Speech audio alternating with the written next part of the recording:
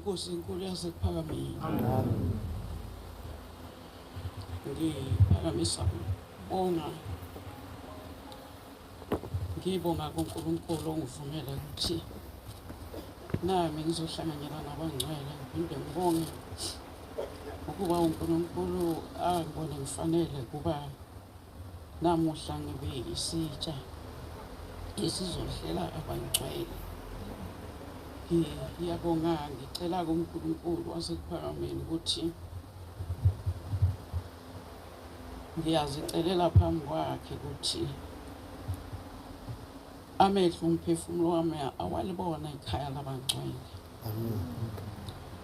Kodwa ngijabule uma ngingayiboni ingcebo, ngingawuboni umhlaba nengcebo yawo. Ngoba uma ubone umhlaba nengcebo yawo, amehlo awunawuvuleka umphefumulo, awunawubona ikhaya labangcwele. Sihloko sithi uSathane ubusa emzini yabangamesabi uJehova. Bantwana basePhakameni, uma ngithi uSathane ubusa emzini yabangamesabi uJehova, ngikhuluma ngoba namuhla noma izolo singenile eminini yomhlangano uJehova abanawo nomprofeti wethu. Kule nyanga isiqalo somthetho kaJehova, kulapho uJehova asithanda khona uthando lwakhe olwabuya kithi, lwabuya ngoShembe. Mhlamana embiza ethi akeze entabeni yomhlangano ukuze amethulele imithetho ekufanele igcinwe. Ngithi-ke bantwana basePhakameni, silindile.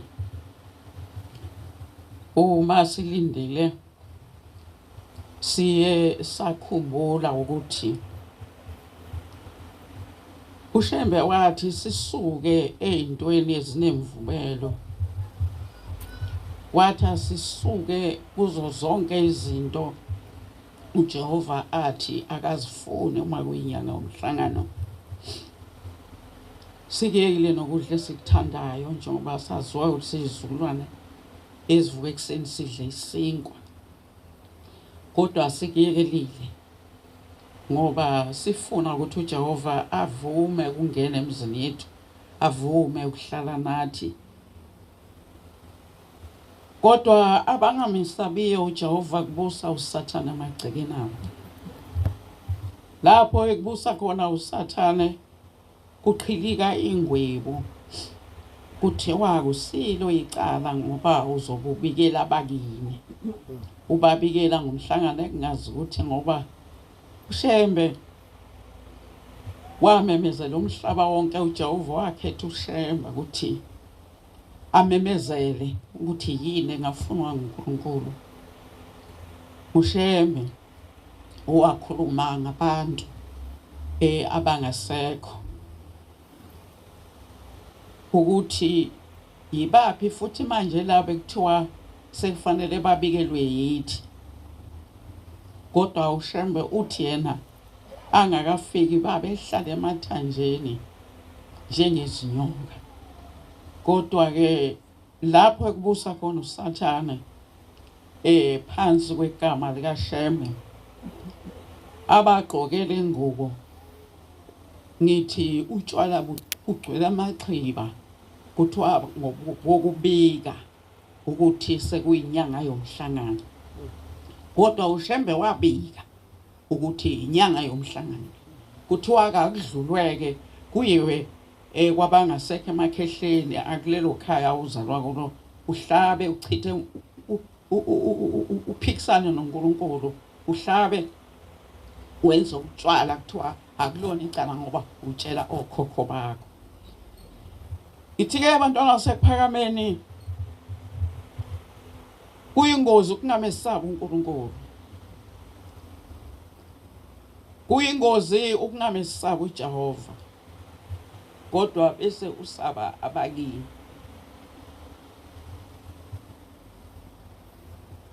Umhlangano lona uShembe akhuphuka ngawo, lenyanga wakhuphuka ngayo waya entabeni yomhlangano.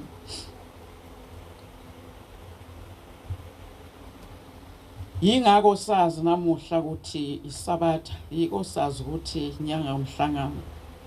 Ukwazi kwethu kwasuka lapho, kusukela kuShembe owalalela izwi likaJehova. Amen. Ngithi-ke abantwana basePhakameni, bajabula abantu abangena ukubona umhlaba nengcebo yawo, ngoba namanje kuxabana umhlaba nje, kuxatshanwa ngapha nangapha. Uyabona ukuthi kube umhlaba wawungenayo ingcebo ngaba bantu bayizwana. Kuyabangwa zonke indawo, ayabanga amabandla, kodwa ke khobanga umthetho kaNkulunkulu obanga ukuthi ubani uphula umthetho kaNkulunkulu. Kodwa kubangwa iminikelo, kubangwa abantu, kubangwa udumo, nomunye uthi aluze kuye udumo. Kodwa ke thina manazatha kaNkulunkulu silandela umprofeti wethu owathi udumo alube kuye owenza izulu nomhlaba phakade. Amen. Ngithi ke hlobo inkosi sihle enkosini, kuyinhlanhla ukuthi wazi ukuthi wathini uShembe. Ngazathi zonke izinto inkosi yasekuphakameni eyafika yazikhuluma singeze sadeda kuzo, ngoba se isizukulwane esinye lesi, akusesona lesi yazizukulwane. Kufanele abantwana bazi nathi sifike sazi ngalabo abagcina basitshela ukuthi uShembe wathi. Abanye bazalwa ngabantu ababe kade bazi le ndaba, bazala abantu nabo bayaziyo lento ukuthi uShembe wafika wathini emhlabeni, njengoba namhlanje nasekunjena nje. Ngithi-ke bantwana basekuphakameni, kulo mhlangano esibuthene ukuzocela uJehova ukuthi asivulele. Leli gama abantwana basekuphakameni lithi sizocela uJehova ukuthi asivulele umhlangano.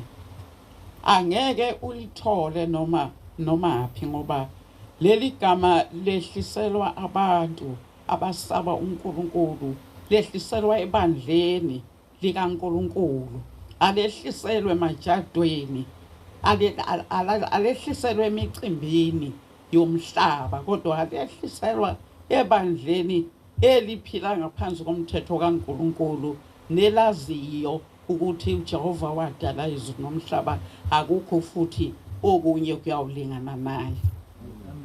Ngithi-ke bantwana basekuphakameni, kwezinye izindawo bajulukile, batshela abantu abalapho izigidi, batshela izizukulwane ezikhona ukuthi lo mhlangano lapho ekuthiwa deda singene, lo mhlangano ungumhlangano wokungenisa okhokho babo.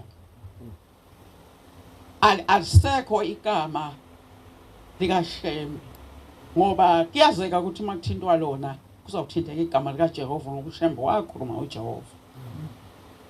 Sekungumhlangano wabantu abangasekho, akusewona umhlangano ukuba uJehova unomhlangano nabantu bakhe, kodwa lithi izwi lo mhlangano ungumemeza amakhehla, ukungenisa amakhehla nje, kubantu beqhamuka ngeenkalo bazongenisa amakhehla. Kodwa umbuzo wami uthi, uma kuwukuthi laba bantu vele bangabantu abasezulwini, bangeniswaphi? Nokuthi uma ngabe labantu bahleli ezulwini lomndeni, bangeniswaphi? Bangeniswa ngaliphi ethempelini likaJehova?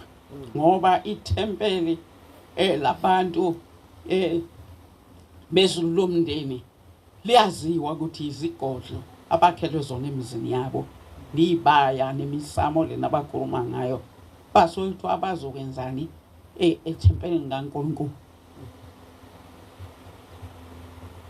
Ake lamazwi mase ngikhuluma uShembe, ngiyogcina ukhohlwa, ngiphethwe na umkhuhlane. siza ke sifunde kuMahuko 24 evesini lesithathu siphelele kwelesihlanu.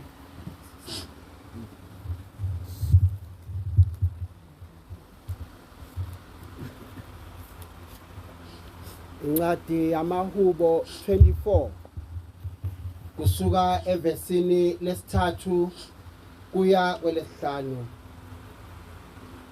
Ngubani oyakukhuphukela entabeni kaJehova? Ngubani oyakuma endaweni yakhe engcwele na? Yilowo onezandla ezingenacala nenhliziyo ehlanzekileyo, ongaphenduleli umphefumulo wakhe emangeni, nongafungi ngenkohliso. Uyakwamukela isibusiso kuJehova nokulunga kuNkulunkulu wensindiso yakhe. Amen. Amen. Ngithi ke bantwana basekuphakameni angiqale ukuyifunda incwadi kodwa ngithi angiyifunda ngoba umhlangano lona wasentabeni siyezwa sonke ukuthi kunombuzo lapho uthi ngibani uyawukhuphukela entabeni kaJehova, ngubani uyawukuma endaweni yakhe engcwele na? Kodwa bantwana basekuphakameni, njengoba ngithi uSathane uyabusa emzini yabangamesabi uJehova, uma ungake uhambe ulandele inhlangano yalezi insuku zokugcina, ufika phakathi enhlanganweni kunesangoma. Isangoma sigqize yonke imvunulo yaso, sihlobile, sihlobele amadlozi, singena phakathi komhlangano. Kuthiwa ke akuhlonishwa abantu abadala. Uza ufica kukhona yonke inhlobo uNkulunkulu asixwayisile ngayo. Bangena abantu emhlanganweni, kusuke ngisho abantu abalusa inkomo, bangene ngisho nezinja phakathi emhlanganweni. Loyo osakhumbula ukuthi uNkulunkulu utheni kushembe, kuthiwe la ekuphakameni uye ubheke into weza ngayo, bheka indaba yakho weza uyibuka indaba yomunye umuntu. Kodwa ke kube buhlungu ukuthi kukhona umuntu ogcotshiwe uphendula umunye umuntu ogcotshiwe okhumbula umsebenzi wakhe awugcotshelwe, kodwa kuqubuke uSathane ngomunye umgcotshwa athi hayi la ubheka izinto eziqondene nawe. Kodwa uma kunjalo bantwana basekuphakameni, uzibuza ukuthi sasikuphi isidingo somgcotshwa kuleli bandla. uShembe wabeka abagcotshwa ukuthi benzeni uma ngabe umuntu abheka into eza ngayo, okusho ukuthi uma umuntu eza ngendlela yokuthi ufelwa ngabantwana abaphili, wayesethi angiphenduke ngithathe uJehova ukuze lehluleke ledimoni elingibulala abantwana. Kusho ukuthi ufanele uma usulapha noma usugcotshiwe ngenhlangano ubese ukhumbula labantwana bakho, ukhumbula ukuthi konje mina ngangiphelelwe ngabantwana mangiza lapha. Kodwa uShembe ekubekile ukuthi wena ngubeka insimini yami, konke engutshalayo uyawususa ukhula kuko. Ngithi ke bangcwele, indlela kaNkulunkulu ikhuni, kuyakhuphukela kuya emthethweni kaNkulunkulu. Ngithi bantwana basekuphakameni, ayikho into engekho kulomhlangano. Uzofica amatafula amakhulu, amatafula akuzodayiswa ukudla ukuthi abantu babuse, kuse kuthi nalona ohluphekile asheshe abonakale. Kodwa umhlangano kaJehova kwakuhanjwa ngoba umhlangano wosizi, akona umhlangano wokujabula. Wawuphatha lokho okuncane ukuphethe kwakungekho okudayiswayo. Ngithi-ke bantwana basekuphakameni, kodwa ke sizwa lapha kuyabuzwa ukuthi ngibani oyawukhuphukela entabeni kaJehova engcwele. Ithi-ke impendulo ngiloyo uyotholakala yena emuhle. Uma uJehova akhuluma kuShembe ukuthi atshele ibandla lamaNazaretha ukuthi lingayihlanganisi nezangoma, kodwa bese kuthi inhlangano kaJehova bese iba nezangoma. Izangoma zithi zizothatha amandla, izangoma zithi zizoshukumisa amadlozi azo ukuthi zikwazi ukubhula kahle. Kodwa umbuzo uthi lapho ezayithwasa khona, lelo dlozi elayithwasisa lehlulwe yini namuhla ukunikeza amandla ukuze azazongena endaweni engamfaneliyo? Ngithi-ke bangcwele, ngihlehle ngize emakhaya ethu kuthiwa akusili icala uma uhlaba wenza utshwala ubikela umndeni ungasekho ukuthi uyahamba uya emhlanganweni. Akugcini lapho, kufanele ukuthi uhambe nomkhono wembuzi uye nawe emhlanganweni, uhambe uququda amathamba leyo mbuzi ukuthi lapho uphumula khona enhlangano ubese uyabatshela futhi, ubese uyabatshela ukuthi sisaphumulile lapha sisahamba. Ngiyambonga uNkulunkulu wasekuphakameni ngokusikhipha enganekwaneni noma endideni, ngoba indida lena ukuthi ungafike ufike nabantu noma ungafikanga nabo, kukhona abantu abazowethamela inkonzo bezwe umuntu ofunda isihlabelelo ekhuluma ethi mesabeni uJehova, afunda umhlangano kuze kuyophela, kodwa ozoqubuka shumayele abese ekhuluma ngokuthi awumukelekile uma ungazange ukhulekele emakhehleni akini, awumukelekile uma ngabe ungake upheke ukudla uphekela amakhehla akini, kodwa lo muntu ozothamela inkonzo ubese ethathekile enkulumeni eyathulwa umprofeti waleli bandla, ezwa ukuthi ngempela inkolo kaNkulunkulu lena, ngoba uzwa lona ofunda umthandazo weSabatha echaza ukuthi mesabeni uJehova izukulwane ngezizukulwane, uze asho uShembe athi uduma lube kuye owenza izulu nomhlaba. Amen. Abese ethi phakade usho ukuthi nanini nje. Amen.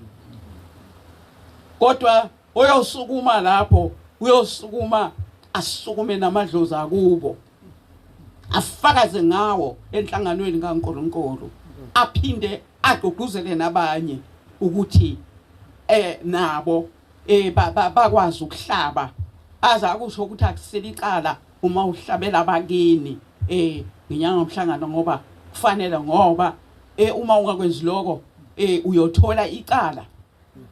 Phinde kushiwo ukuthi noShembe ngeke yenze lutho uma ngabe umndeni ungavumi. Ngempela abantwana basekuphakameni, uma ngabe umqondo uphusile, uyilalela kahle lento, isidingo sokuzokhonza isiphi uma ngabe uShembe engeke yenze lutho, uma ngabe abakini sebemelene nawe, kodwa bogcina umthetho uJehova awehlisa ngoShembe, bese futhi le phambili kuthiwa na uShembe oyafika nalomthetho ewuthatha uNkulunkulu, kuthiwa naye angeke yenze lutho mala makhehla sheme phambi wakho.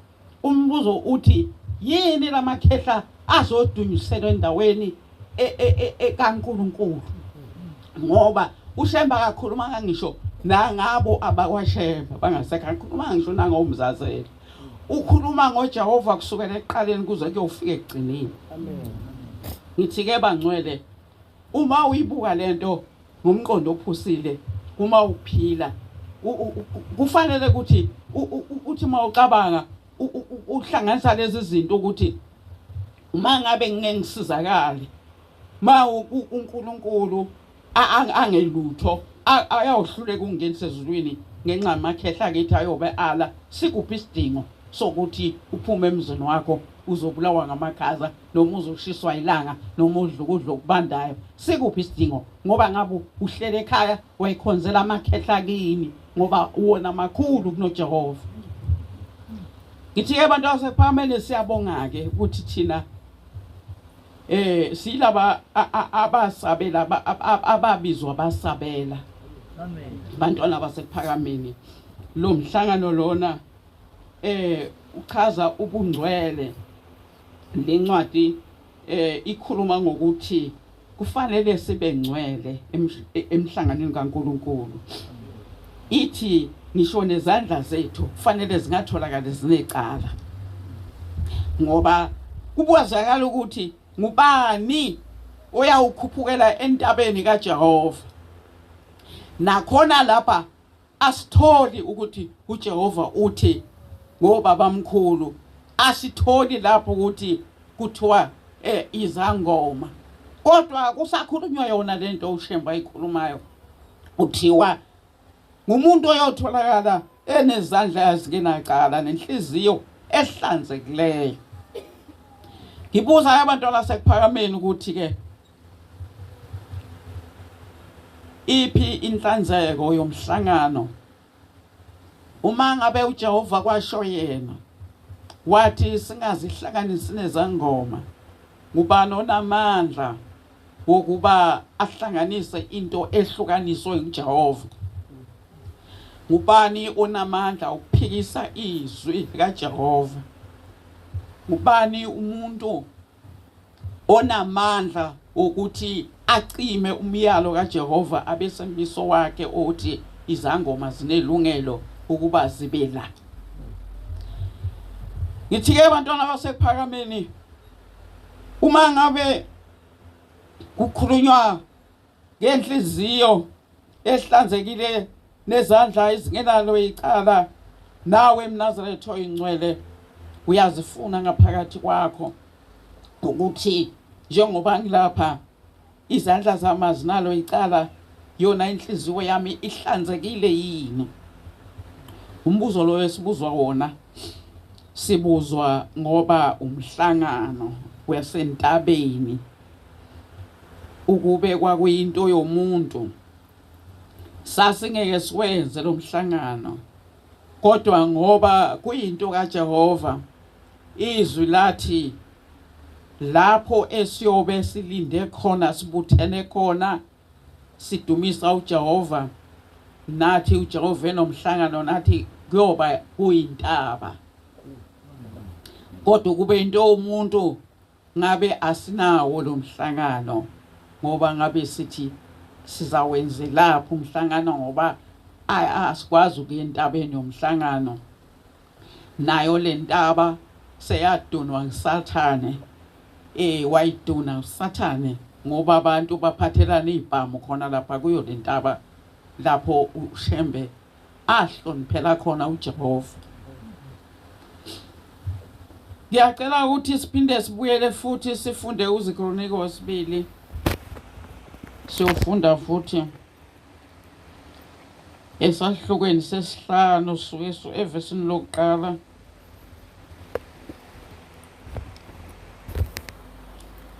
siyoze sigcine futhi kulesihlanu.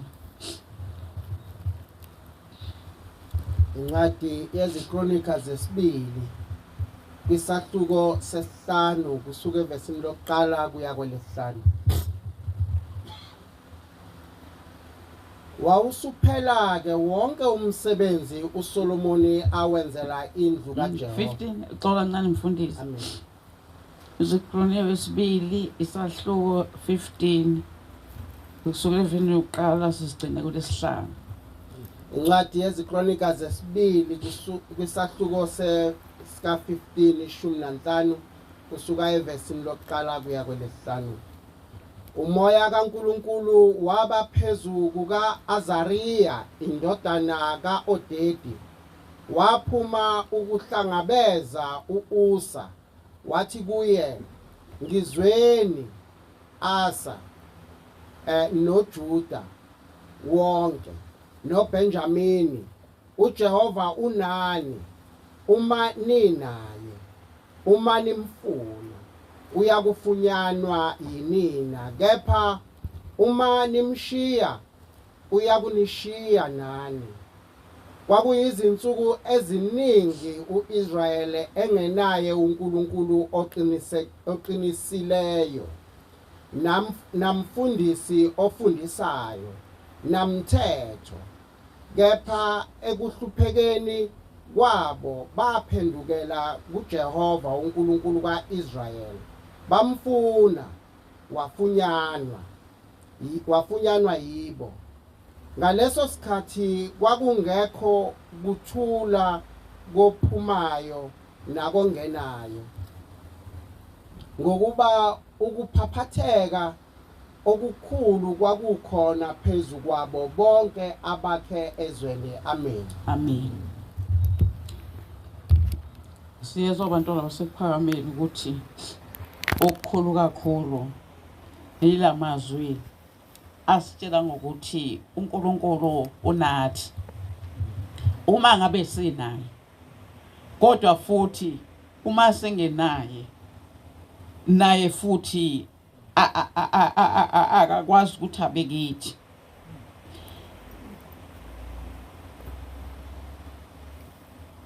Ngithi bantwana basekuphakameni lamazwi aqinisa ukukholwa kithi ukuthi uJehova unani uma ninaye, uma nimfuna uyakufunyanwa yinina, kepha uma nimshiya uyakunishiya nani.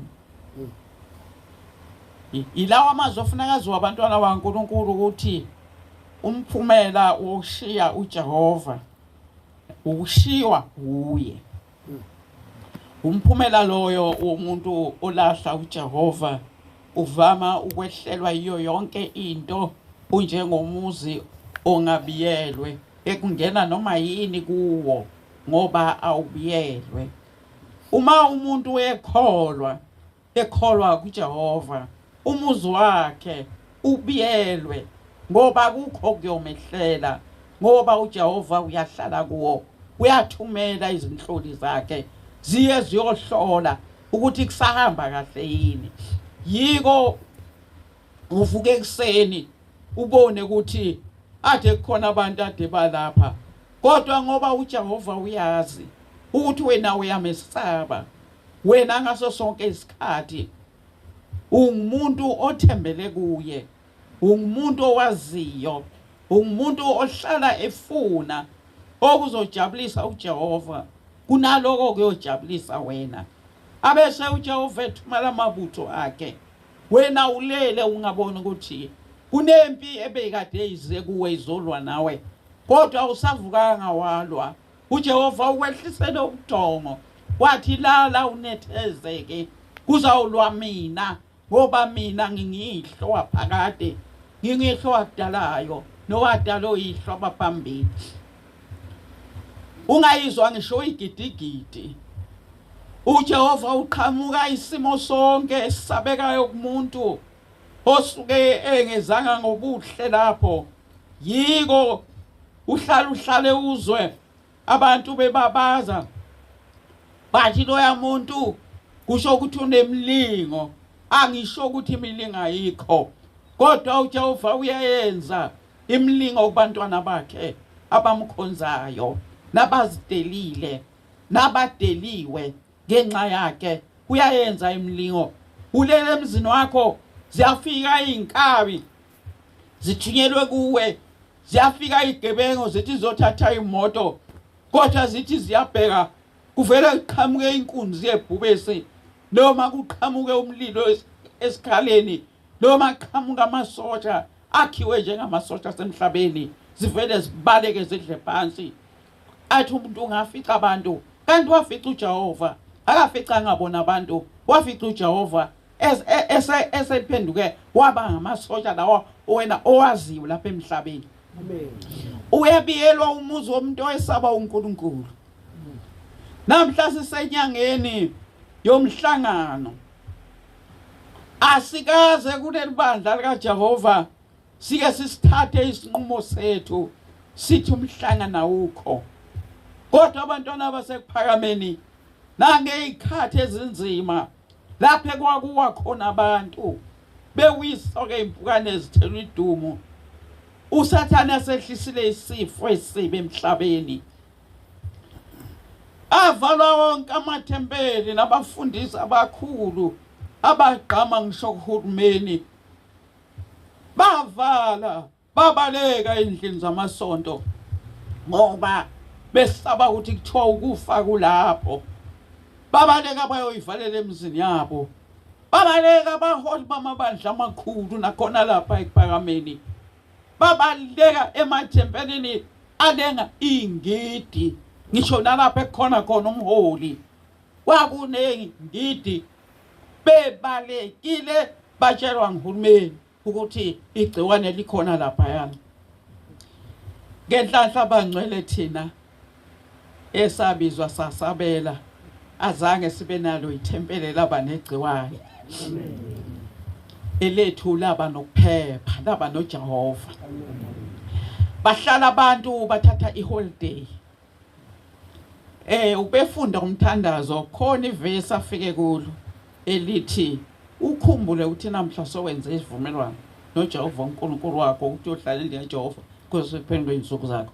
Bonke abaholi basephakameni bakhohlwa baligcoba ngenyawo lelo vesi. Ahluthulelwa amathempeli.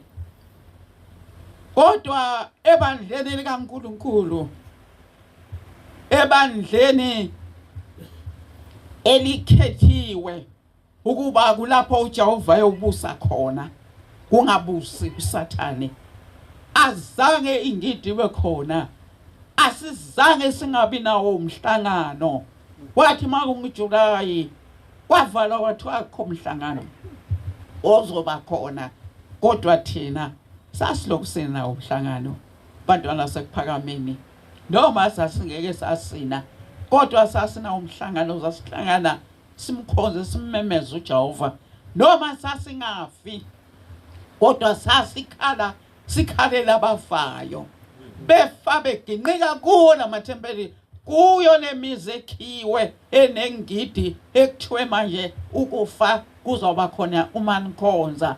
Kodwa kwafa bona, kwafa umfundisi, kwafa umvangeli, kwafa zonke izinhla, kwafa abantu abangakholiwe abangagcuthiwe, kwafa yonke into emathempelini ayehluthulelwe. Kodwa thina esasingawahluthulele esasincenga kuJehova sithi wathi umuntu wakho uShembe siyohlala endlini kaJehova kuzobe sekuphuna insuku zethu. Washo njalo uShembe enanela ukukholwa kwethu, enanela ukuba sikhethe Jehova. Wayesethi uShembe nikhumbuleke ukuthi njengoba seninhlanganisa noJehova nje seniyohlala endlini yakhe kuze kube phakade. Leli vesi lasiphoka ukuthi singasuki endlini kaJehova. Amen.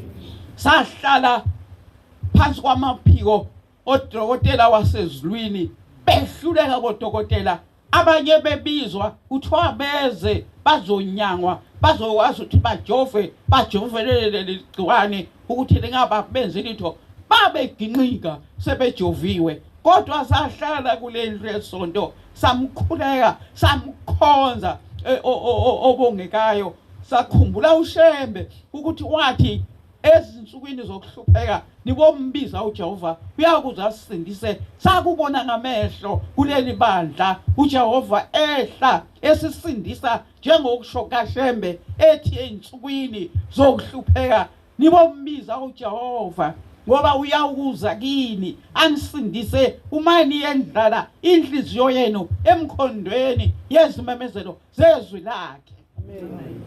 Saqoqana nabantwana, saqoqana kusizi izidumbu ziwa ngapha nangapha, sakhala kuyo lendlu kodwa sikhalela abawayo kodwa thina singawi bantwana basekuphakameni. Kungako namhlanje na siqoqene lapha sizokhumbula uShembe mhlazane emukela lo mthetho kuJehova. Sikhumbula uShembe ukuthi saphepha ngenxa yamazwi abuya nawo entabeni yomhlangano. Lapho namhlanje na sithola izwi lobuzayo ukuthi ngubani yena oyawuhamba ayokhuphuka intaba, kodwa thina saba naye lapha ezweni lakithi owahamba owayikhuphuka le ntaba. Selibuzile izwi ukuthi ngubani oyokhuphuka le ntaba. Lavile impendulo yathi ngiShembe wasezulwini wakhuphuka yedwa wayohlala namabhubesi. Zafika zonke izilwane zithi njengoba lapha Shembe ubizwe yithi,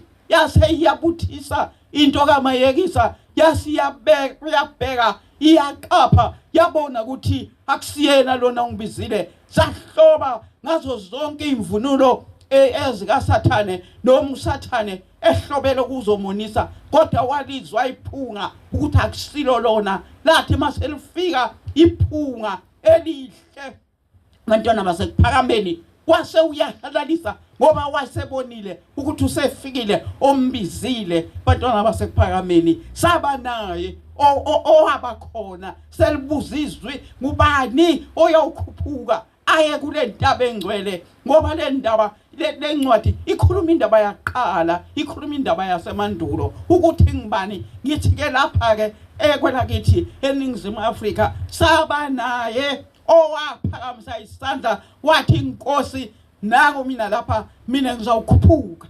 Amen. Ngithi ke bangcwele mbuzo uzibuza uNazaretha nami ngisibuze ukuthi ufanele yini kuba senhlanganweni kaNkulunkulu. Unazo yini izandla ehlanzekile? Izandla zakho nenhliziyo yakho ihlanzekile yini? Njengoba kuyilo mhlangano kuqhamuka yonke into, njengoba uSathane ahlobela uJesu wahlobela noShem, wazi ukuthi kusekhona ukuzakwehlela uthole udeleleka, kodwa wesabe ukuphakamisa izwi. Ungamlekeleli uSathane wehlele ngenzansi. Ngithi ke bangcwele ngikhuluma lamazwi ngoba ngikhumbula uShembe mhla eyomukela lo mthetho. Engathi uJehova ngasiphi ukuthi lo mhlangano noma lokukholwa njoba sahluleka ukubaleka impi ihlasela abantu, kodwa kunokuba ihlasele thina esingabalekanga ababethi siyolala uyaqa bese besinikeza izizathu sokuthi sife ngoba saphuma endaweni ethile.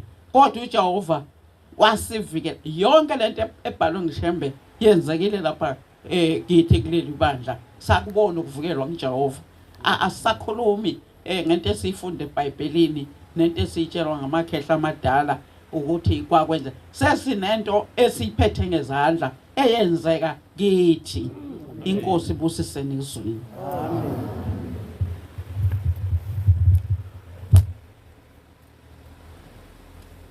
Siyawabonga amazwi omfundisikazi. Ngicabanga lencwadi ezikronika zesibili isahluko 55 mangicabanga lapha uJehova ethi uJehova unani umanani ninaye yokunishiya umanene naye.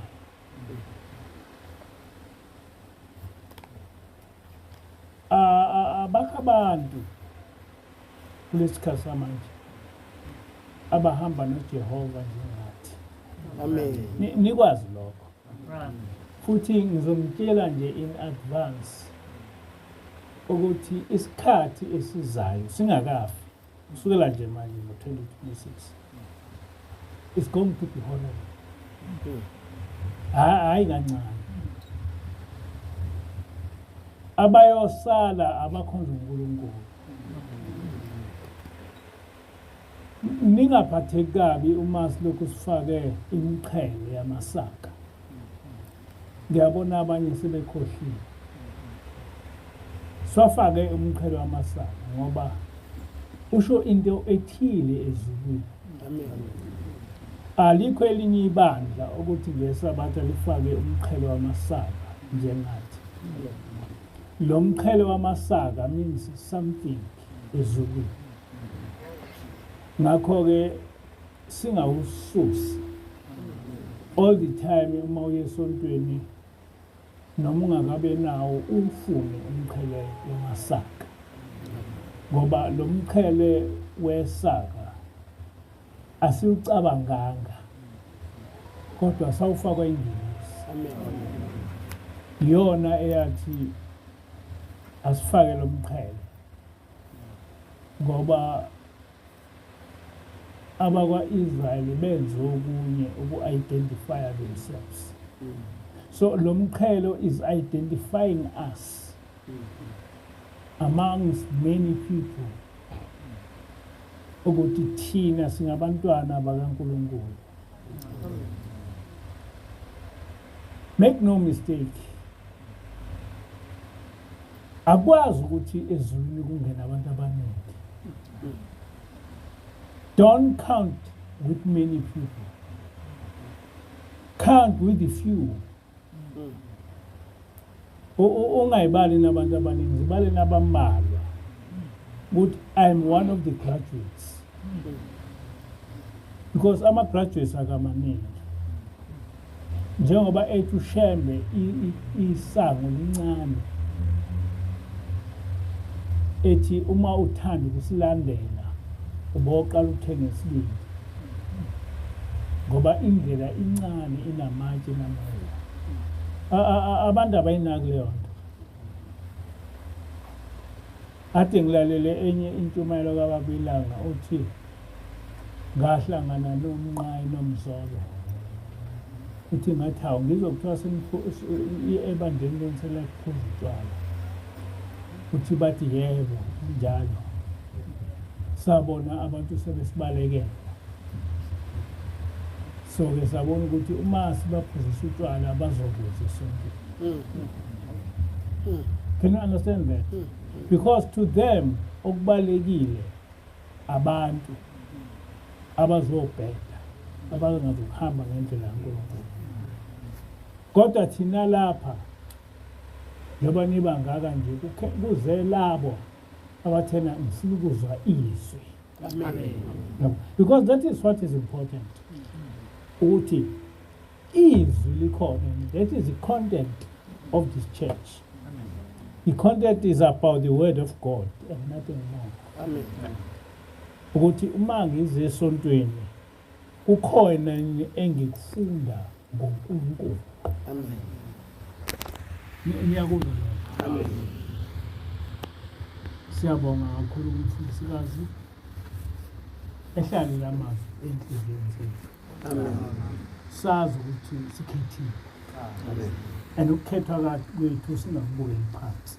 Amen. Sizovala ngehlabelo 1:30 inkosi kusekhona. Amen.